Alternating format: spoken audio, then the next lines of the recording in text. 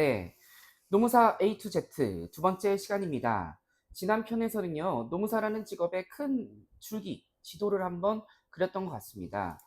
기업과 필드로 나눌 수 있고, 필드는 다시 일반, 산재, 산안, 뭐 이렇게 구분할 수도, 그리고 일반의 경우에는 기업과 근로자 측으로 나뉜다. 이런 것들을 설명드렸는데요. 오늘은 이제 그 줄기 중에 가장 큰 범위이기도 한 일반 노무법인이 어떤 일들을 하는지를 한번 구체적으로 살펴보겠습니다. 우선 제 주변 이제 10년차 노무사 분들의 경력 경로를 본다면 저와 같이 일반 노무법인에 근무를 하거나 이제 그러면 부대표 이런 어떤 직책 같은 것들이 있으실 가능성이 높죠. 그리고 작게나마 사무소나 법인, 파트너와 같이 이제 독립한 경우들을 따져본다면 어, 3월에서 4월 정도가 되지 않을까 싶습니다. 나머지 분들은 네, 이제 기업으로 인하우스로 가신 분들이 많은 것 같고요. 또 아니면 전혀 다른 뭐 예를 들면 뭐 로스쿨에 가셨다라든지 혹은 이제 아예 전혀 다른 업무를 하시는 분들도 제법 된다 이렇게 말씀드릴 수 있을 것 같습니다. 그 중에서 이제 일반 노무법인이 하는 가장 주된 일들을 한번 설명드려 본다면요. 자문, 급여, 컨설팅, 사건 뭐 이렇게 네 가지로 구분할 수 있을 것 같습니다. 자문과 급여는 정기적인 일입니다. 그러니까 고정적인 매출과 소득이 발생하는 일이고요. 뒤에 두 가지는 일회성의 프로젝트성이다. 이렇게 또 구분할 수 있을 것 같습니다. 이 네 가지 축에 대한 것을 한번 간단하게 설명드려 보도록 하겠습니다. 우선 네, 법률 자문, 기업 자문입니다. 기업 자문은 이제 회사를 운영하다 보면 이제 법 제도와 인사 제도 사이에 이제 괴리가 생길 수 있습니다. 그런 부정합한 것들을 이제 바로잡고 기업이 법적 리스크를 해소할 수 있도록 조언을 드리는 일이다. 이렇게 얘기할 수 있을 것 같습니다. 그런데 이거는 사업장의 어떤 규모에 따라서 업무의 성질이 전혀 달라집니다. 작은 규모라면 이제 법적인 리스크 정도 해소가 가장 1차적인 과업이라면 이제 기업의 규모가 어느 정도 커졌다면 이제 사람과 사람 사이에서 발생하는 이제 괴롭힘 등의 HR 이슈가 발생할 거고요. 더 나아간다면 이제 조직적인 그 집단법적인 이슈가 발생하겠죠.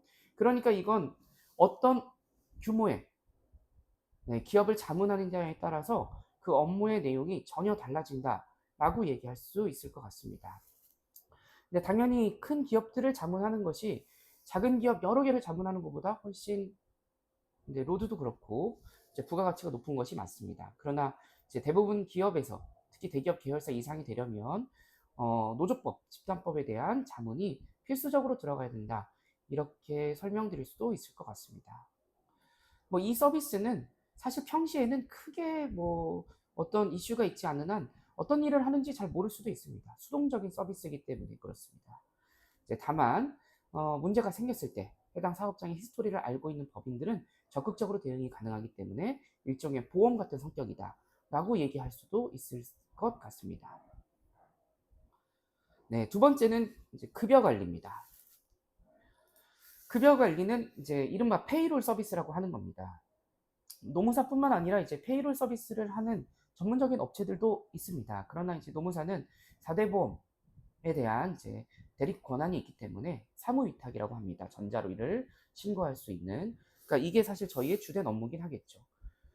굳이 말한다면 세무기장을 보는 세무사무소, 세무법인, 뭐 회계법인 등의 업무와 일정 부분 겹친다라고 할 수도 있겠습니다.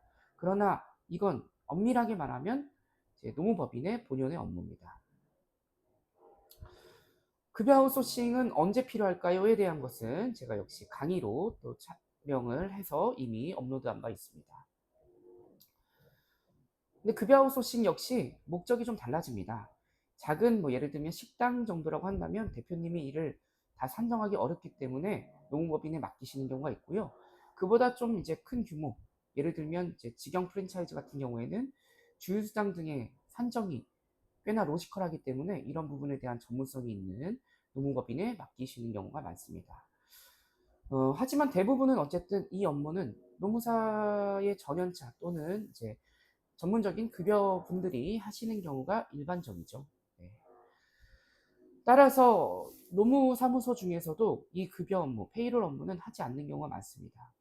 특히 작은 사무소의 경우에는 대표 노무사가 부가가치가 작기 때문에 혹은 잘 모르기 때문에 아예 하지 않는 경우들이 많아요. 다만 저희는 이제 생각이 달라서 이 급여야말로 이제 회사가 가장 필요로 하는 저희의 서비스이기도 하기 때문에 급여 관리를 열심히 하고 있습니다. 특히 저희는 자체적인 프로그램을 개발해서 근로자분들의 근태를 본인들의 핸드폰을 통해서 입력하면 저희가 이걸 자체적으로 산정하는 프로그램도 개발해서 운영 중에 있습니다. 다음으로는 컨설팅이 있습니다. 네, 이건 규정 정비라고도 할 수 있을 것 같습니다. 하지만 모두 공통적으로는 일회성의 프로젝트입니다. 뭐 경우에 따라서 한 2, 3주 정도에 끝날 수도 있고요. 또 길게 호흡이 간다면 뭐 3, 4달 이렇게 갈 수도 있습니다. 이것도 역시 말씀드린 규모에 따라서 니즈가 좀 달라지는데요. 작은 규모는 이제 법위반 사항을 해소하고 거기에 따른 이제 서식 등을 전달해 드리는 기초적인 이제 노동관계 법령에 대한 규정 정비가 진행된다면, 조금 더 이제 사업장의 규모가 크다면 뭐 우리가 이제 인사 조직에서 배우는 평가, 급여, 보상이죠. 평가, 보상, 채용, 혹은 장량, 퇴출 이런 거에 대한 전반적인 어떤 혹은 항목적인 거에 대한 컨설팅을 의뢰하시는 경우도 발생합니다. 특히 뭐 문제가 되고 있는 이제 집단법에 관한 노란봉투법이죠. 노란봉투법에 관한 컨설팅도 여기에 다 해당될 수 있고요.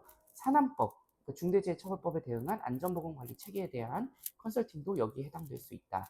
이렇게 말씀드릴 수 있습니다. 물론 어디까지가 노무사의 영역일 거냐는 필드에서 하시는 노무사님들의 업역에 따라서, 전공에 따라서 좀 달라질 텐데요. 일반적으로는 이제 산안과 중대재해처벌법에 대한 안전보건 컨설팅, 그리고 농란봉투법에 관한 컨설팅은 이제 규모가 어느 정도 있는 대형 노무법인이나 혹은 법무법인들에서 업무를 수행하고 있는 것이 현실입니다.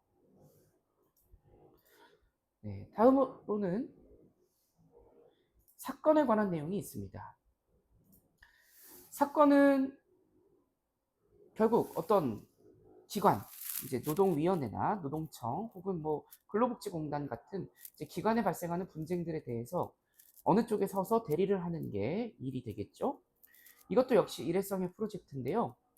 말씀드린 것처럼 근로자 측에 이제 사건을 주장하는 쪽에 선다면 공격이라고 볼 수 있고, 반대라면 이제 사용자 측, 기업 측이라면 방어, 뭐 이렇게 아주 심플하게 나눌 수도 있을 거라고 생각합니다.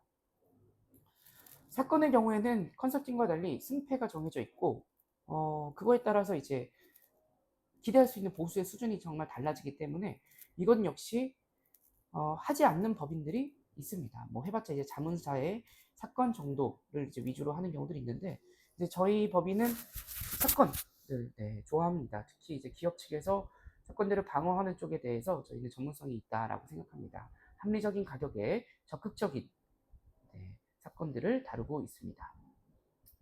뭐 그 밖의 일이라고 한다면 국가 사업과 지원금 이런 것들도 업무라고 할 수 있습니다.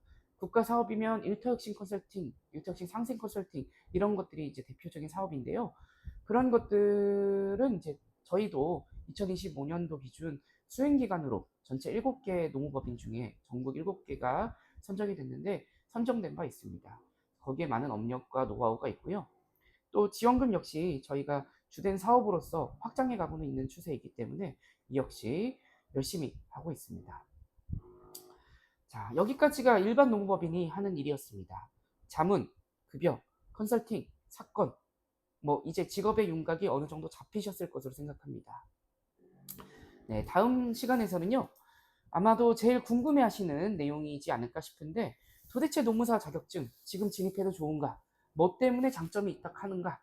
네, 이거에 대해서 한번 좀 다른 시각에서 한번 설명드려 볼 수 있도록 하겠습니다. 많은 기대 부탁드립니다.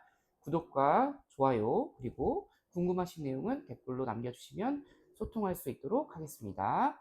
영상 경청해 주셔서 감사합니다.